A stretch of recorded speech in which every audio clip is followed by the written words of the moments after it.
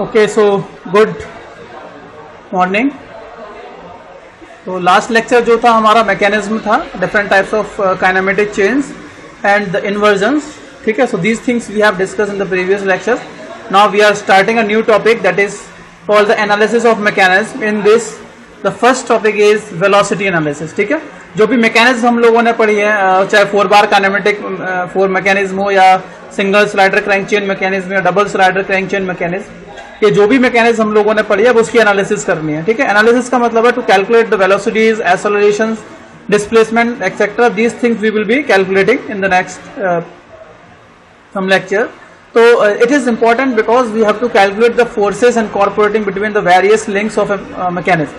ठीक है, कोई भी मैकेनिज्म उसकी डिफरेंट टाइप्स ऑफ लिंक से बनी हुई होती है और उन लिंक के बीच में कितना फोर्स ट्रांसफर हो रहा है, कितना वहां पर इनर्शिया फोर्स डेवलप हो रहा है, इन सारी चीजों की कैलकुलेशन करने के लिए it is important to calculate the velocity, because you know that force F is equals to mass multiplied by acceleration. अगर हमें फोर्स कैलकुलेट करना है, एक लिंक दूसरे लिंक पर कितना इनर्शिया फोर्स या कितना फोर्स लगा रही है, तो वो सारी चीजें कैलकुलेट करने से पहले, क्योंकि मास हमें पता है, I think that we know that the mass of the particular link, लेकिन जब हमें एक्सेलरेशन पता करना है तभी हम कैलकुलेट कर पाएंगे फोर्स को। F is equals to m/a।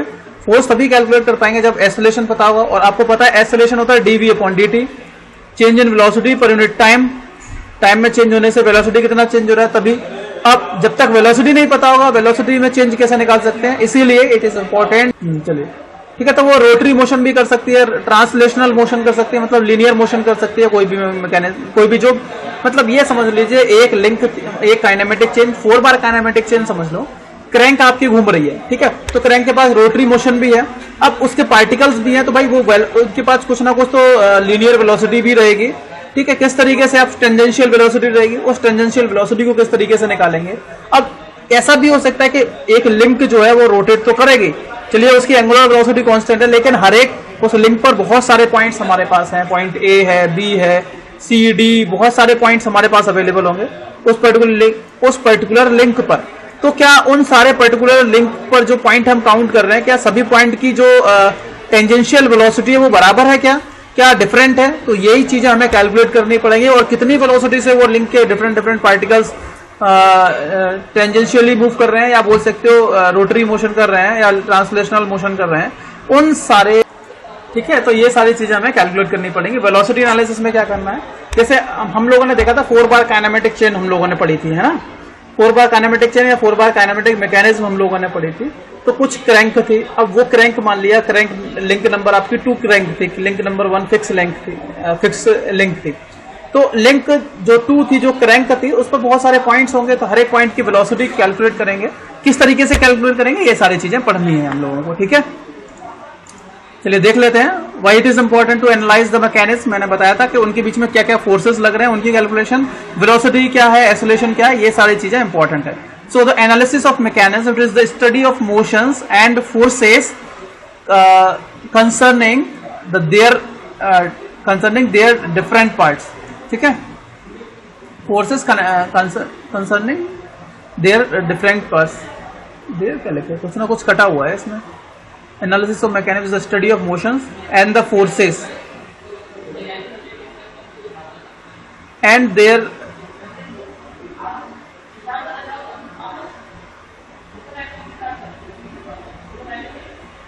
Concerning different parts होगा, देयर हटा देना। ठीक है, ये मैं बता देता हूं। Analysis of mechanism is the study of motion that deals with the study of forces and the motion of various links of a mechanism। ठीक है, एक मैकेनिज्म जो है उसमें जो भी लिंक है हमारे पास, उन लिंक के बीच में कितने फोर्सेस ट्रांसफर होते हैं और उनकी मोशन की जो एनालिसिस की जाती है, that comes under the analysis of mechanism. Analysis of mechanism में आपके मोशन की स्टडी, मोशन की analysis means, motion analysis means displacement, velocity, acceleration, the calculation और the calculation of these things together with the forces. ठीक है, so these thing we have to calculate. अब जैसे अगर हम फोर्स की बात करेंगे, तो फोर्स को जब आप कैलकुलेट करेंगे, so the study of velocity analysis involves the linear velocity of various points on different links of mechanism as well as the angular velocity of the link. तो जब भी हम वेलोसिटी एनालिसिस की बात करेंगे, तो कोई भी मैकेनिज्म है, उस मैकेनिज्म में जो लिंक हम यूज कर रहे हैं, उन लिंक के डिफरेंट लिंक्स के डिफरेंट पॉइंट्स की जो भी लीनियर वेलोसिटी या एंगुलर वेलोसिटी जो है, उसकी calculation, these things are done in this velocity analysis. ठीक है, डिफरेंट पॉइंट्स की in a mechanism as well as the angular analysis. Linear velocities, angular velocity, ये भी हमें कैलकुलेट करनी होती हैं। अब क्योंकि जब भी आप फोर्स की एनालिसिस करेंगे, so it is prerequisite to calculate the velocity. अगर आप when the velocity analysis is the prerequisite for acceleration analysis, ये भी है। अगर आपको एक्सेलरेशन एनालिसिस करनी है तो आपको वेलोसिटी एनालिसिस करनी पड़ेगी। क्यों? क्योंकि मैंने आपको बताया था कि acceleration is equal to dv upon dt। Velocity में जब चेंज होगा, जब वो कैलकुलेट कर पाएंगे तभी आप एक्सेलरेशन कैलकुलेट कर पाएंगे, which further leads to the force analysis of various link that I have already discuss in the starting. ठीक है, so for this a mechanism और मशीन इज रिप्रेजेंटेड। अब देखो, जब ये फोर्स एनालिसिस आप करेंगे या एक्सेलरेशन एनालिसिस आप करेंगे या वेलोसिटी एनालिसिस आप करेंगे, तो इसमें क्या होगा कि जो भी मैकेनिज्म है आपकी, उसमें बहुत सारी जो लिंक्स होंगी, उनको लिंक को we will be representing with the lines. ठीक है, वो जो लिंक होंगी। हाँ सर, वो थोड़ा बाहर था। हाँ ठीक है, तो ये यहां तक मैंने बता दिया आपको, known as the configuration diagram. Configuration diagram क्या है? जैसे हम लोग 4 बार काइनेमेटिक चेन जब ड्रॉ की थी, तो हमने क्या किया था, उन लिंक को लाइन की फॉर्म में ड्रॉ किया था। ठीक है, तो अगर ऐसा डायग्राम जिसमें लिंक को आप लाइन के थ्रू रिप्रेजेंट कर रहे हो, that diagram is called as the configuration diagram. ठीक है, इसके बाद velocities and acceleration can be determined either analytically और ग्राफिकली। तो वेलोसिटी को कैलकुलेट करने के लिए या एक्सेलरेशन को कैलकुलेट करने के लिए हम दो अप्रोच यूज करते हैं। या तो आप वेलोसिटी एक्सेलरेशन को एनालिटिकल अप्रोच से कैलकुलेट कर सकते हो या ग्राफिकली कैलकुलेट कर सकते हो। ठीक है, दोनों अप्रोचेस हैं हमारे पास अवेलेबल, लेकिन हम पहले ग्राफिकली जाएंगे इस पर। ठीक है, एनालिटिकली आपको नहीं करना है, आपको ग्राफिकली पे फोकस करना है। Graphical method to calculate the velocities and acceleration, ठीक है, ऑफ ए काइनेमेटिक चेन। तो काइनेमेटिक चेन की जो वेलोसिटी और एक्सेलरेशन कैलकुलेट करने के लिए आपको किसकी रिक्वायरमेंट है? हम मतलब ग्राफिकल मेथड यूज करेंगे। ठीक है, ग्राफिकल में भी दो मेथड आते हैं। ग्राफिकल में भी दो मेथड आते हैं, एक होता है relative velocity approach and the second is the I centre approach. There are two methods that comes under the graphical analysis or graphical approach of the analysis to analyze a kinematic chain. First is the relative velocity method and the second is the instantaneous center method. Short में बोलेंगे तो I center method होता है। ठीक है, चलिए तो I center method को हम देख लेंगे। पहले हमें velocity analysis की बात करनी है। और एक बात और याद रखनी है आपको, आप लोगों के पास ज्योमेट्री बॉक्स है?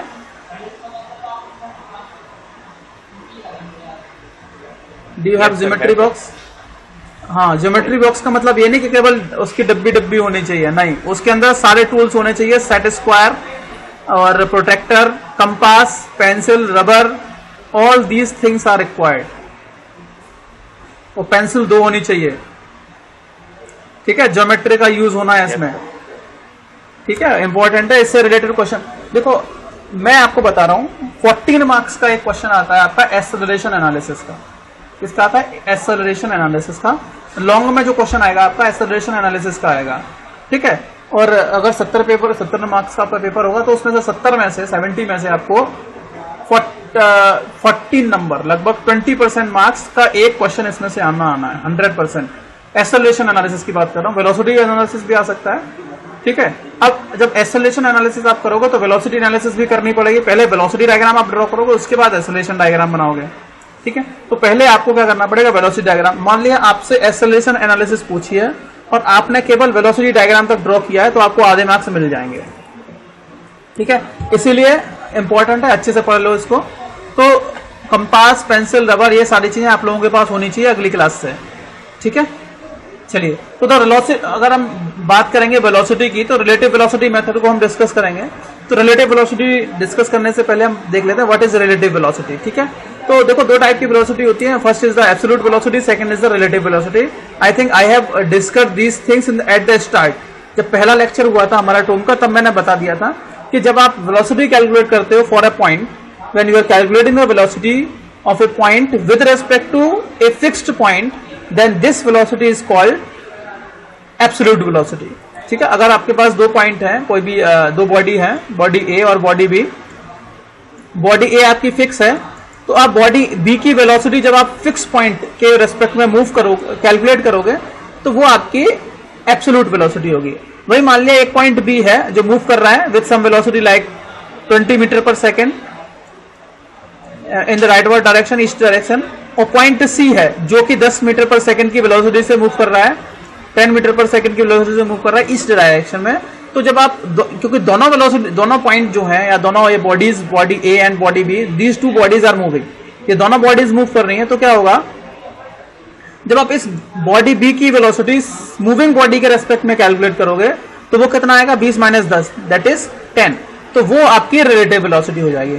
तो the velocity of a point with respect to a fixed point is called absolute velocity and the velocity of a moving point with respect to another moving point is called the relative velocity। तो relative velocity क्या होती है, जब किसी एक point की, किसी एक मूविंग पॉइंट की वेलोसिटी दूसरे मूविंग पॉइंट के रेस्पेक्ट में आप निकालोगे तो वो आपकी रिलेटिव वेलोसिटी होगी। ठीक है, इज इट क्लियर? चलिए पहला पॉइंट हो गया। अब दूसरे पॉइंट की हम बात करते हैं कि भाई वेलोसिटी की बात करेंगे तो वेलोसिटी कैसी क्वांटिटी है? दो टाइप की क्वांटिटी होती है, एक स्केलर क्वांटिटी, एक होती है vector quantity, scalar and vector. So you know that velocity is a vector quantity, velocity एक वेक्टर क्वांटिटी है। स्केलर में तो क्या आप उसका मैग्नीट्यूड रिप्रेजेंट कर सकते हो simply by measuring the length, but how can be represent a vector?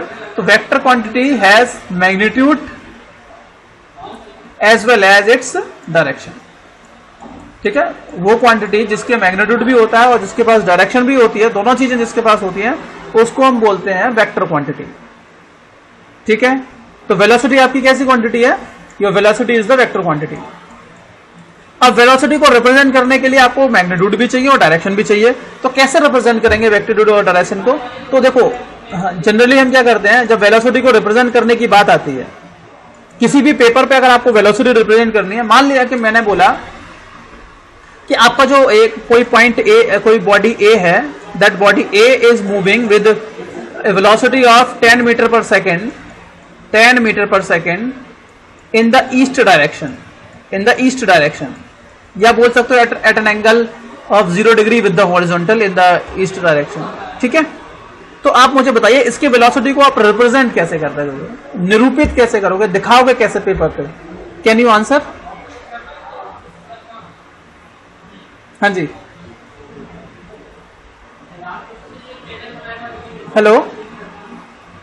Yes, ये मान लिया को, हाँ, ये जो वेलोसिटी 10 मीटर पर सेकंड है, ये एब्सोल्यूट वेलोसिटी मान रहे हैं किसी फिक्स बॉडी के रेस्पेक्ट में। फिक्स बॉडी ओ है, ओ कोई फिक्स बॉडी है, उसके रेस्पेक्ट में बात कर रहे हैं। तो देखो ये हमारी जो वेलोसिटी होगी, velocity of point body A with respect to fix point O. ठीक है, या तो velocity of body A with respect to fix point लिख सकते हो, या वेलोसिटी ऑफ पॉइंट ए किस तरीके से भी रिप्रेजेंट कर सकते हो, कोई दिक्कत नहीं, दोनों चीजें ठीक है। तो जब आपको इसकी वेलोसिटी रिप्रेजेंट करनी पड़ेगी तो सबसे पहले जब आप इसको पेपर पे रिप्रेजेंट करोगे तो ये जो देखो दो चीजें हैं इसके पास दो चीजें हैं। पहला तो इसका मैग्नीट्यूड है जो कि 10 मीटर पर सेकंड है, और दूसरी इसकी डायरेक्शन बोली है ईस्ट की तरफ। तो आपको क्या करना है, एक लाइन ड्रॉ करनी है, उस डायरेक्शन में लाइन ड्रॉ करनी है जिस डायरेक्शन में आपकी बॉडी मूव कर रही है। तो ईस्ट में मूव कर रही है तो आप एक लाइन ड्रॉ करेंगे ईस्ट की तरफ। ठीक है, एक हॉरिजॉन्टल लाइन ड्रॉ किया। अब आपकी वेलोसिटी कितनी है? 10 मीटर पर सेकेंड। तो एक सुटेबल स्केल आपको मानना पड़ेगा। आप एक स्केल मानेंगे कि मान लिया कि मैं 1 centimetre 1 centimetre it is equals to 1 metre per second. क्या माना आपने कि 1 सेंटीमीटर जो है, 1 सेंटीमीटर जो लेंथ होगी वो 1 मीटर पर सेकंड को रिप्रेजेंट करेगी। तो आप मुझे बताइए, ये स्केल मानना बेटा, जब भी हम वेलोसिटी या एक्सेलरेशन को रिप्रेजेंट करेंगे तो हमें स्केल मानना पड़ेगा, बिना स्केल के आप नहीं ड्रॉ कर सकते। कॉन्फ़िगरेशन डायग्राम जब भी ड्रॉ करेंगे उसमें भी स्केल की रिक्वायरमेंट है। अगर कॉन्फ़िगरेशन डायग्राम बड़ा है तो आपको स्केल मान करके उसको छोटा करना पड़ेगा, और अगर छोटा है ज्यादा तो उसको स्केल के हिसाब से बड़ा करना पड़ेगा। और अगर सब चीजें सेट हैं, आपके पेज पे ड्रॉ हो रहा है इजिली, तो कोई स्केल आपका 1:1 वाला हो जाएगा। ठीक है, स्केल पढ़े होंगे ना इंजीनियरिंग ड्राइंग में, पढ़े हैं कि नहीं? Enlarging scale, reducing scale, absolute scale, 3 scale पढ़े थे। एनलार्जिंग उसका साइज बढ़ा देते हैं, रिड्यूसिंग में साइज कम कर देते हैं। और क्या होता है, आरएफ पढ़ा था, रिप्रेजेंटेटिव फ्रैक्शन, रिप्रेजेंटेटिव फ्रैक्शन पढ़ा था, RF. Size on drawing upon original size, drawing sheet पे कितना साइज है अपॉन ओरिजिनल साइज कितना है,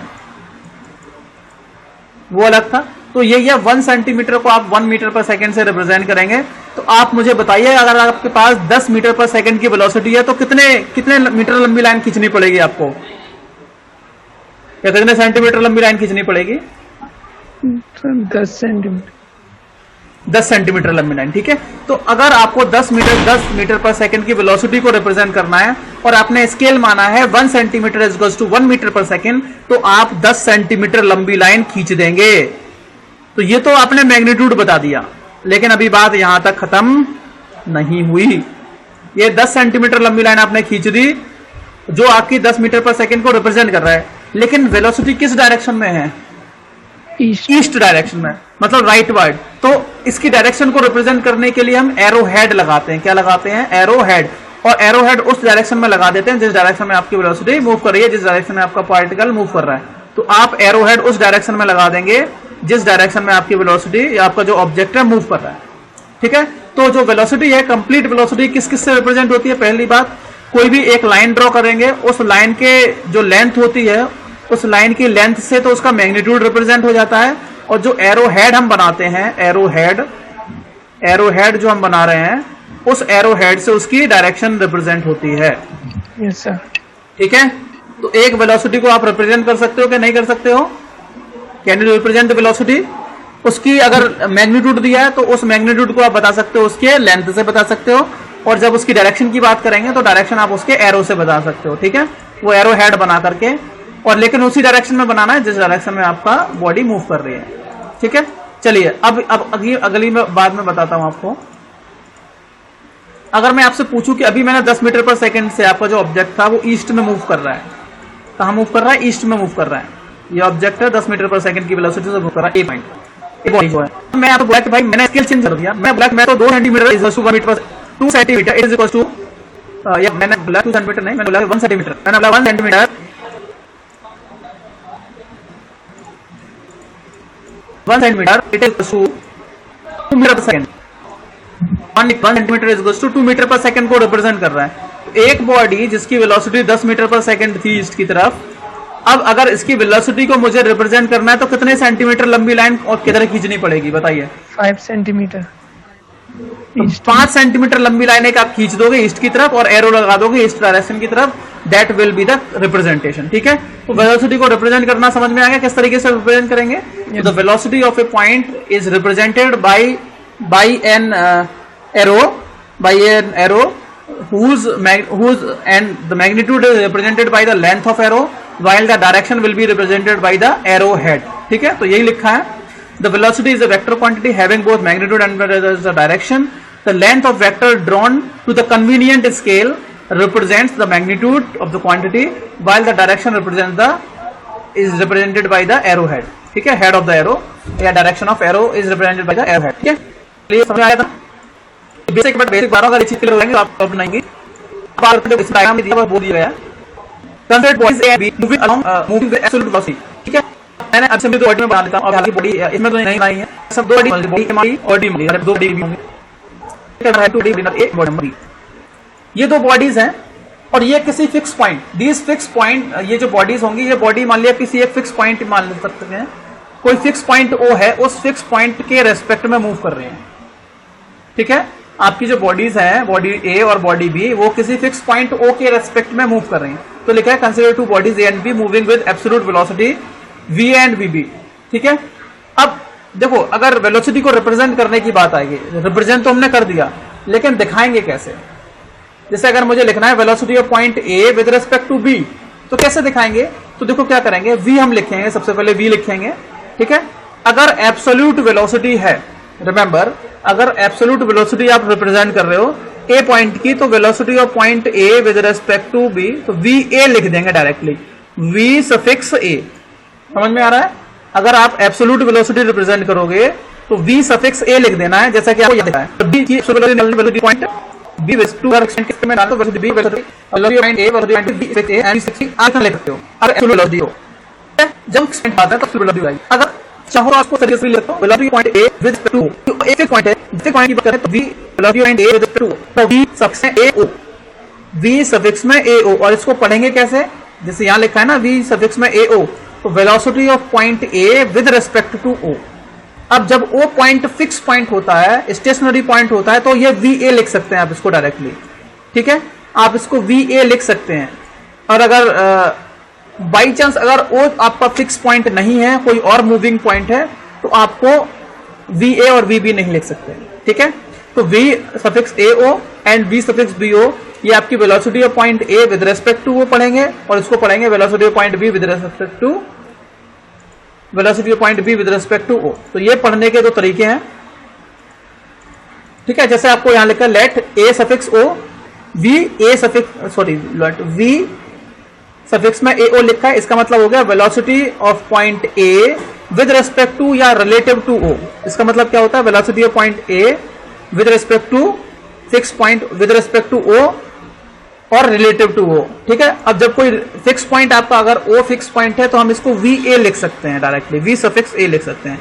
इसी तरीके से वी सफिक्स में बी ओ लिखा है तो आपको लिख सकते हो velocity of point B with respect to O भी लिख सकते हो, या वी सफिक्स बी भी लिख सकते हो, कोई दिक्कत नहीं है। लेकिन जब मैंने बात की कि भाई आपकी दो बॉडी ए भी मूव कर रही है, बॉडी बी भी मूव कर रही है किसी पर्टिकुलर वेलोसिटी से, मान लिया आपकी बॉडी ए मूव कर रही है with respect to with velocity V suffix A, आपकी बॉडी बी मूव कर रही है with respect to with velocity B in the same direction, ठीक है। एक वेलोसिटी ए से मूव कर रहा है, एक वेलोसिटी बी से मूव कर रहा है। तो अब अगर मैं इनके बीच की रिलेटिव वेलोसिटी रिप्रेजेंट करूंगा तो इसका रिप्रेजेंटेशन का तरीका होगा ए वी सफिक्स में ए बी, इसका मतलब होगा velocity of point A with respect to B. अगर मैंने लिखा वी सफिक्स में ए और बी लिखा, इसका मतलब हो गया वेलोसिटी ऑफ, ये नोटेशन हम यूज करेंगे आगे तक पूरा, तो velocity of point B A with respect to B, और मैंने लिखा V B suffix A, V B suffix A लिखा, इसका मतलब हो गया velocity of point B with respect to A, या velocity of body B with respect to body A, ठीक है। ये आपकी रिलेटिव वेलोसिटी होगी। आप इसमें कोई भी एक लेटर नहीं हटा सकते। क्यों नहीं हटा सकते सफिक्स का, क्योंकि ये एब्सोल्यूट वेलोसिटी नहीं है, ठीक है। अब velocity of suffix A with respect to B, जिसके रेस्पेक्ट में आप वेलोसिटी निकालोगे उसकी वेलोसिटी को घटा देंगे, मतलब velocity of A minus velocity of B हो जाएगा, ठीक है। जब मैंने बात की आपसे कि velocity of point A with respect to B निकालना है, तो आप क्या करोगे, इसको लिख सकते हो velocity of A minus velocity of B, जिसके रेस्पेक्ट में निकाल लेंगे उसकी वेलोसिटी को घटा देंगे, और जिसकी निकालेंगे उसमें से, जैसे velocity of point B with respect to A निकालना है तो बी की वेलोसिटी में से ए की वेलोसिटी घटा देंगे, ठीक है। अब आप बोलोगे कि सर आप तो यहाँ पे बी वी सफिक्स में ए लिख रहे हो और वी सफिक्स में बी लिख रहे हो, जब सब्ट्रैक्ट कर रहे हो तो ये ए ओ है, मतलब किसी एक फिक्स बॉडी के रेस्पेक्ट में आप इसको कैलकुलेट कर रहे हो, ठीक है, ओ लगा सकते हैं इसको, ठीक है। तो वही चीजें मैं डिस्कस करने वाला हूं आप लोगों से, आगे वाली लाइन में वही लिखा होगा आपको। So the relative velocity of point A with respect to B, अगर ए के रेस्पेक्ट में बी की वेलोसिटी ए की वेलोसिटी बी के रेस्पेक्ट में निकालनी है तो उसको हम लिखेंगे velocity of B with respect to A, मतलब V suffix A B. Hello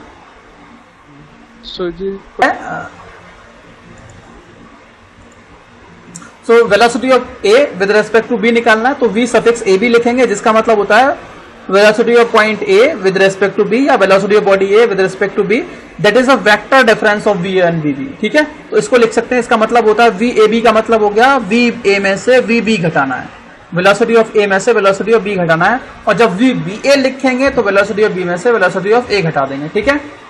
so the velocity of B relative to O जब निकालेंगे तो बी की वेलोसिटी में से the velocity of B relative to O. हाँ, अब देखो अगली बात एक और मैं बताने वाला हूं आपको।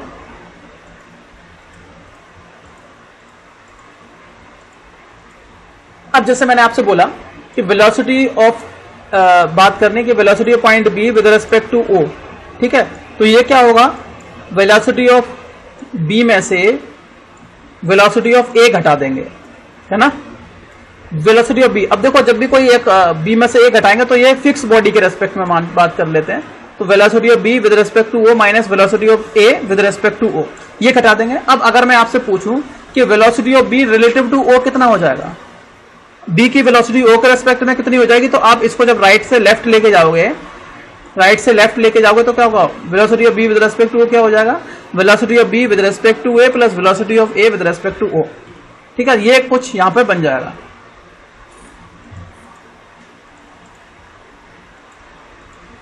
ठीक है, तो इसका ये वाला फॉर्मूला बन जाएगा। अगर ओ के रेस्पेक्ट में निकालेंगे या आप velocity of B with respect to A निकालेंगे ना, तो वी ए ओ इधर चला जाएगा तो ये नेगेटिव हो जाएगा, है ना, इक्वल के लेफ्ट साइड में चला जाएगा इस वाले में, तो वी बी ए हो जाएगा। तो आप इस तरीके से भी निकाल सकते हो। तो वो है रिप्रेजेंटेशन इस वाले डायग्राम में, आप देख सकते हैं आप क्लियरली।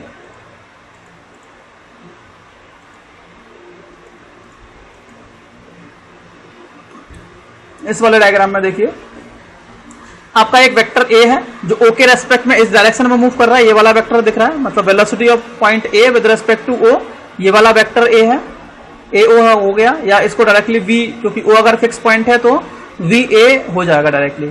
और ये आपका पॉइंट बी है, ये पॉइंट ए था और ये बी के रेस्पेक्ट में, जो आपका पॉइंट बी है वो ए के रेस्पेक्ट में अगर मूव कर रहा है तो ए ये वाला पॉइंट हो जाएगा, बी ये वाला हो जाएगा। मान लिया ये इस डायरेक्शन में मूव कर रहा है, तो velocity of O, velocity of B with respect to A ये हो जाएगा, यहां से यहां तक हो गया, तो इसको ड्रॉ कर देंगे इस डायरेक्शन में, और velocity of B with respect to A draw करेंगे इस डायरेक्शन में, ए बी हो जाएगा। और एक बात याद रखना है, जैसे अगर मैंने लिखा velocity of B with respect to A लिखा, तो इसका मतलब V B minus V A होगा, लेकिन जब आप इसको एक लाइन के थ्रू रिप्रेजेंट करेंगे तो ए बी ड्रॉ करना पड़ेगा, स्मॉल लेटर्स में आपको ड्रॉ करना पड़ेगा ए बी, ठीक है। ए से बी की ओर जाएंगे, ना कि बी से ए की ओर, ओके। जब आप वेक्टर में ड्रॉ करेंगे तो ए से बी जाना है, ना कि बी से ए। जब velocity of B with respect to A लिखना है तो V B minus V A होगा, लेकिन जब आप इसको एरो से रिप्रेजेंट करेंगे तो उसमें ए से बी जाएंगे, जैसा कि आप यहां देख रहे हो, ठीक है। तो velocity of point B with respect to O, जिसके रेस्पेक्ट में निकाल लेंगे वो आपका टेल पे रहेगा, और जिसकी वेलोसिटी निकालेंगे वो आपका हेड पे रहेगा, एरो हेड पे रहेगा, ठीक है, जैसा कि आप इस वाले डायग्राम में देख सकते हो। तो इस वाले डायग्राम की अगर हम बात करेंगे, तो अगर हमें वी बी ओ निकालना है तो स्टार्ट से एंड तक चले जाएंगे, मतलब अगर ओ बी निकालना है तो पहले आप ओ से ए जाएंगे, फिर ए से बी जाएंगे, ओ से ए और ए से बी जाएंगे, ठीक है। तो this things you have to keep in your mind. अभी तक बताइए, अगर कोई दिक्कत है तो बताइए, यहां तक कोई प्रॉब्लम? No sir. चलिए अब अगला मोशन ऑफ ए लिंक बात करते हैं, यहां तक फिनिश कर लेते हैं जल्दी से। अब किसी एक लिंक की बात करते हैं मोशन की, ठीक है। ये ध्यान देने वाली बात है क्योंकि ज्यादातर हम यही वाले डायग्राम ड्रॉ करने वाले हैं, ठीक है। देखिए हमारे पास एक लिंक है, कंसीडर एक लिंक है, कंसीडर एक लिंक ओ ए हमारे पास एक लिंक है जो ओ पॉइंट पर पिन जॉइंटेड है। तो ए पॉइंट पर क्या है, पिन जॉइंट कर दिया, तो ये टर्न कर रही है। This link O A is rotating with angular velocity omega, ठीक है, about point O in anti clockwise direction. A भी हमारे पास एक रिजिड लिंक ओ ए है जिसको ओ पॉइंट पे हमने पिन जॉइंटेड किया हुआ है और जो कि ओ पॉइंट के अबाउट घूम रही है anti clockwise with angular velocity omega, ठीक है। और इसकी लेंथ कितनी है, आर, इसकी लेंथ कितनी है, आर। तो consider rigid link O A, length R, that is rotating about fix point O with the uniform angular velocity omega radian per second in counter clockwise direction, ठीक है। चलिए, हालांकि ये सारी चीजें ना आप फिजिक्स में पढ़ चुके हो कि किस तरीके से V equals to R omega होता है। अब कुछ समय के बाद मान लिया कि ये ए पॉइंट डिस्टर्ब हो गया, जैसे ये मूव करेगा तो ए पॉइंट डिस्टर्ब होकर के ए डैश पे चला गया, ठीक है। इसकी रेडियस आर है और जो डिफ्लेक्शन हो रहा है angular deflection that is theta, delta theta. एक डेल्टा टी टाइम में हमने ये मान लिया कि डेल्टा टी टाइम के अंदर आपकी क्रैंक जब एंटी क्लॉकवाइज रोटेट हुई तो delta T deflection, delta theta deflection हो गया, एंगुलर डिफ्लेक्शन, ठीक है, या एंगुलर डिस्प्लेसमेंट हो गया। ए से ए डैश तक आपका पॉइंट पहुंच गया तो क्या होगा, आपको पता है कि वेलोसिटी क्या होती है, व्हाट इज वेलोसिटी,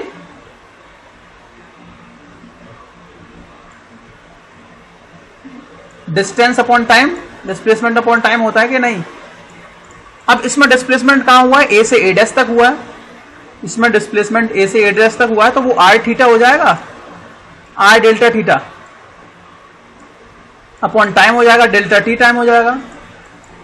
वेलोसिटी क्या होती है, v equals to displacement upon time, और डिस्प्लेसमेंट इसमें क्या है, ए से ए डैश तक का डिस्प्लेसमेंट है ना भाई, ए डैश डिस्प्लेसमेंट है कि नहीं, ए डैश एंगुलर लीनियर डिस्प्लेसमेंट हो रही है, और टाइम नीचे डेल्टा टी आ गया। जब ये पॉइंट ए से ए डैश तक पहुंचा, अब आप बताइए ए डैश कितना होता है, आपको पता होता है, एंगल इज इक्वल्स टू क्या होता है, आर्क अपॉन रेडियस, पढ़ा है formula, angle is equals to arc upon radius, पढ़ा है कि नहीं पढ़ा है, सर पढ़ा है। हिंदी में हम पढ़ते थे कोण इज इक्वल टू चाप बटे त्रिज्या, हम हिंदी में पढ़ते थे। और इंग्लिश की बात करेंगे angle is equal to arc upon radius, ये होता है। और ये आर्क क्या है, यही तो डिस्टेंस है भाई इसकी, ए डैश, यही तो डिस्टेंस है ना। कितना डिस्प्लेसमेंट पॉइंट ए से ए डैश तक हो गया है। अब एंगल कितना है, डेल्टा थीटा आ गया, बिल्कुल ठीक है। और आर्क कितना है, ए डैश आ गया। और टाइम कितना बताया मैंने, सॉरी रेडियस कितनी बताई है आज की, आर आ जाएगा। तो ए डैश की वैल्यू कितनी हो जाएगी, ए डैश ही तो आपका आर्क है जो डिस्प्लेसमेंट है। तो ए डैश कितना हो जाएगा, आर डेल्टा थीटा, यही तो लिखा है मैंने आर्क, आर डेल्टा थीटा, यही तो हो जाएगा फॉर्मूले की अगर हम बात करेंगे तो। Yes sir. वेलोसिटी क्या होता है, डिस्प्लेसमेंट अपॉन टाइम, तो डिस्प्लेसमेंट हो जाएगा आर डेल्टा थीटा और टाइम डेल्टा टी हो जाएगा। तो आर आपके पास क्या एक्सप्रेशन हो जाएगा, आर जो वेलोसिटी हो जाएगी that velocity will be R into delta theta upon delta T, ये बन जाएगा कि नहीं। लिमिट जब आप लगाएंगे तो ये delta theta upon delta T क्या होता है, एंगुलर वेलोसिटी होती है कि नहीं। Omega D theta upon D T पता है कि नहीं पता है, एंगुलर वेलोसिटी क्या होता है, D theta upon D T, है ना। तो ये D theta upon D T ये ओमेगा हो जाएगा। तो इससे आपको एक फॉर्मूला याद आ रहा होगा, V equals to R omega, पढ़ते हैं कि नहीं पढ़ते हैं, वो यहीं से आता है, V equals to R omega यहीं से आता है। तो याद रखना टेंजेंशियल वेलोसिटी कब काउंट होती है, जब कोई वेलोसिटी, इसके टेंजेंशियल की बात करेंगे, जब कोई एक हमारे पास लिंक थी, इस लिंक की बात करेंगे, ये लिंक आपकी टर्न हो रही है with some constant angular velocity omega. तो इसका एंड वाला पॉइंट, जो एंड वाला पॉइंट है, अगर वो उसकी देखो डिस्टेंस भी मायने रखती है, इसकी डिस्टेंस भी मायने रखती है कि आपका जो पॉइंट ए है वो ओ के रेस्पेक्ट में मूव तो कर रहा है, ओ के रेस्पेक्ट में मूव कर रहा है। अब ये बताइए बेटा कि जो ए पॉइंट है उसके मूव करने के चांसेस कहां कहां हैं, क्या वो अंदर की ओर वेलोसिटी जाएगी या बाहर की ओर वेलोसिटी जाएगी या लेफ्ट में जाएगी या राइट में जाएगी, पहले ये बताइए।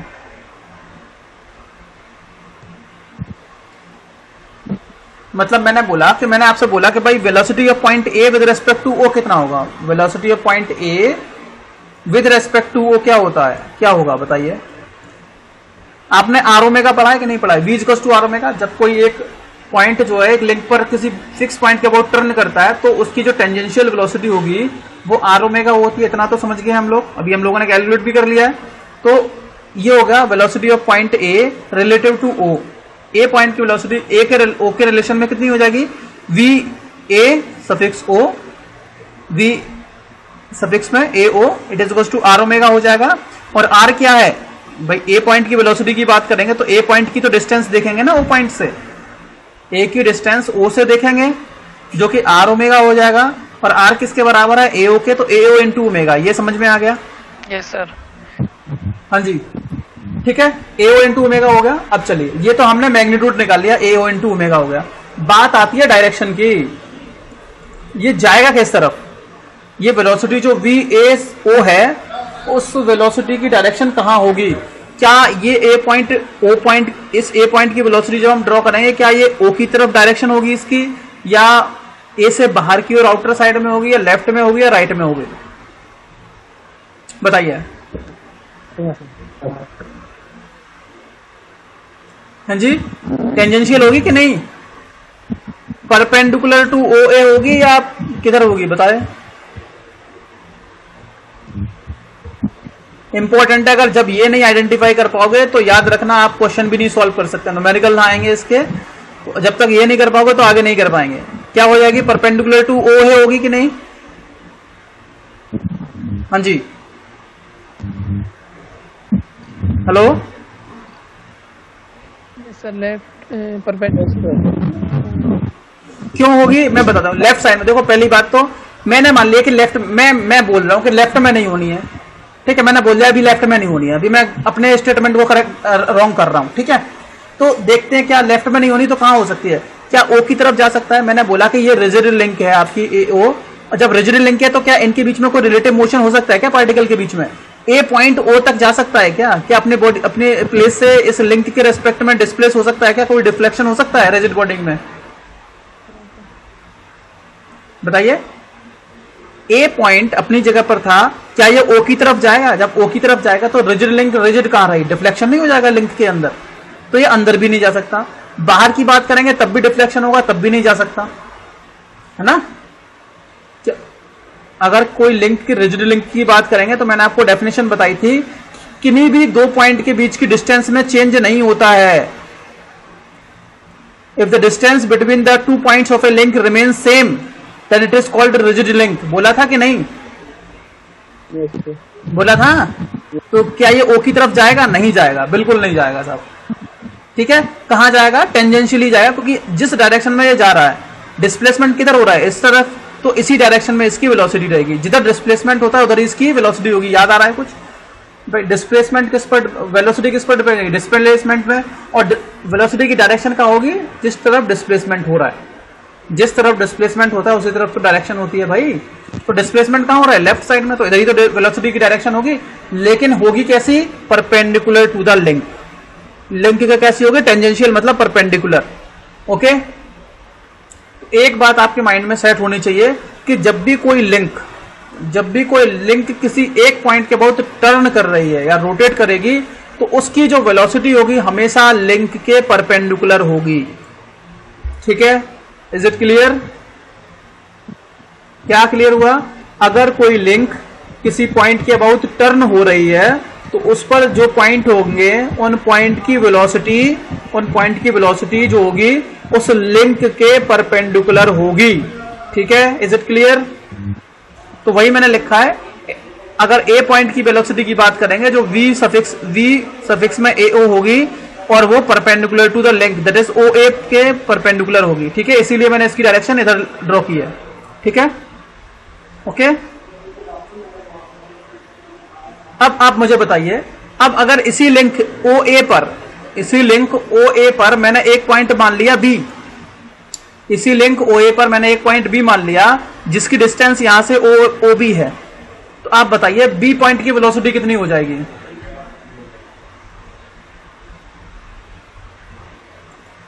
बताइए,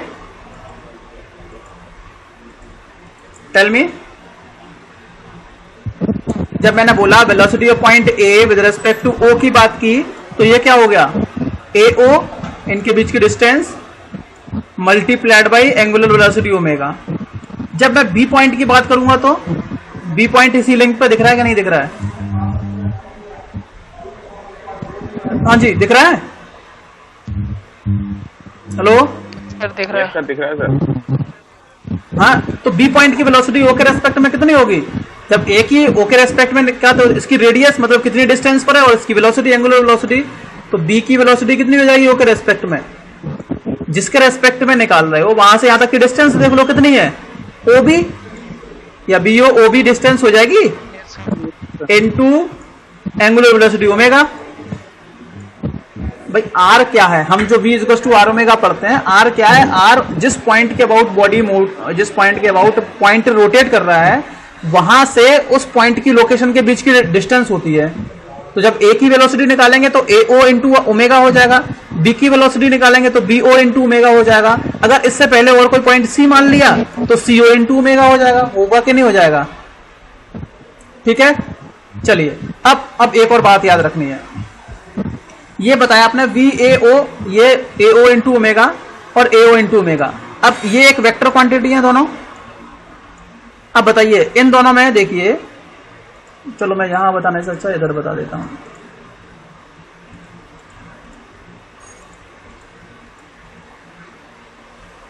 ये दोनों देख रहे हैं, इसकी वेलोसिटी भी परपेंडिकुलर रहेगी, OB से रिप्रेजेंट होगा। अब देखो हमने क्या किया है, जो OA डिस्टेंस है, OA डिस्टेंस जो आपको दिख रही है, हमने क्या किया, ये दोनों वेक्टर रिप्रेजेंट किए। क्या रिप्रेजेंट किए? वेक्टर। तो मैंने क्या किया, देखो आपका जो वेक्टर A है, जो वेक्टर A V सफिक्स में AO जो वेक्टर है, ये लेफ्ट साइड में जा रहा है, इसकी डायरेक्शन लेफ्ट में। तो हमने क्या किया, जो इसका मैग्नीट्यूड है OA इंटू ओमेगा, ये इसका मैग्नीट्यूड हो जाएगा। जैसे मान लिया OA की वैल्यू आ गई 1 मीटर और ओमेगा आ रहा है 2 मीटर पर सेकेंड। कितना है? या मान लिया OA की वैल्यू 2 मीटर है और ओमेगा भी 2 रेडियन पर सेकेंड है, तो कितना हो जाएगा? VAO 4। तो 4 सेंटीमीटर को जो 4 जो भी इसकी मीटर पर सेकेंड का जो वेलोसिटी होगी, उस वेलोसिटी को आप किसी स्केल से रिप्रेजेंट कर देंगे।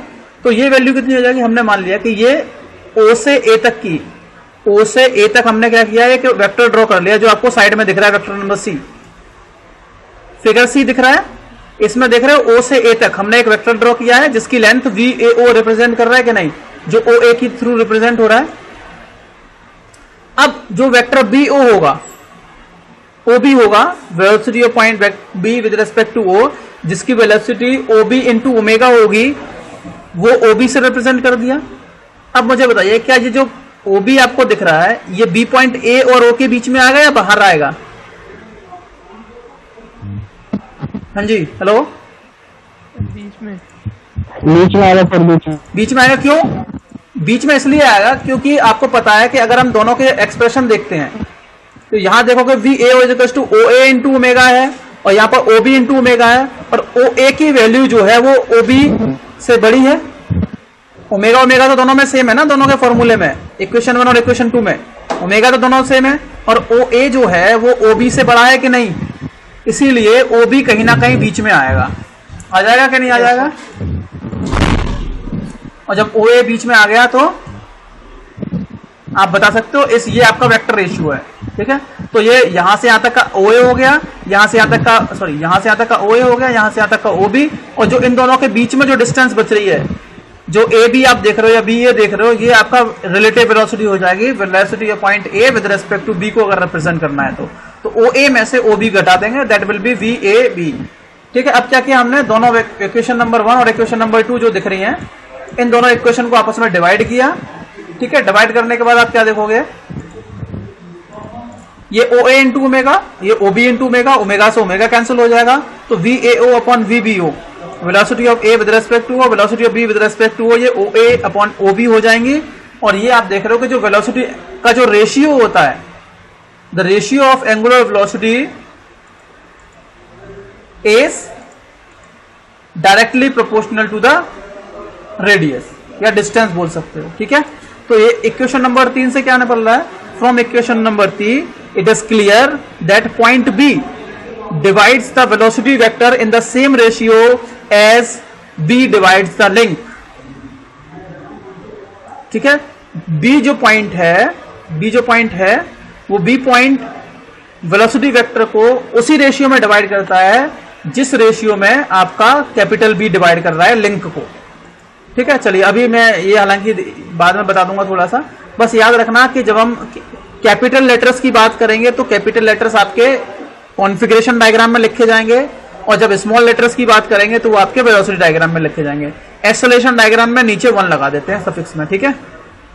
तो इससे ये क्लियर होता है कि capital B point OA link को जिस रेशियो में डिवाइड कर रहा है उसी लिंक में, उसी रेशियो में आपका जो वेलोसिटी जो स्मॉल b पॉइंट जो होगा वो उसी रेशियो में आपके इस वेलोसिटी वेक्टर को डिवाइड करेगा, ठीक है। चलिए बाकी चीजें हम अगले लेक्चर में डिस्कस करेंगे, थोड़ा ज्यादा हो रहा है आज, इसको मुझे लग रहा है एक बार और रिवाइज कराना पड़ेगा अगली क्लास में, ठीक है।